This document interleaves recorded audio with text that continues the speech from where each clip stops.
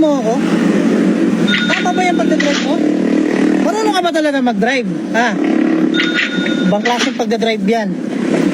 Nakita mo nakaparada na ako dyan, tapos babanggain mo ako? Hindi, pasensya na. Sa totoo lang kasi may inaantay lang talaga kami. Kaya siguro napatagal yung... Tiko. Kasalanan nyo naman talaga, di ba? Kitang-kita nyo naman. Ayos pagka-park namin. Pero kasi pa sa may pagka-park namin, dire-diretso pa din kayo. Kasalanan nyo yun. Pero kasi, na-realize namin, mali din yung siguro, nag-park kami agad-agad dyan. Yan yun. Untog. Uy, yung bango.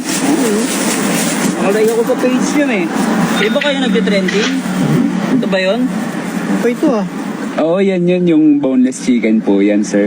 Ito kasi, sabi ko sa'yo, huwag ka Hindi. kasi naman nagpa-park kung saan eh. Ikaw kasi turo ka ng turo kung saan tayo ka-parking. Pasensya na kayo, boss ha.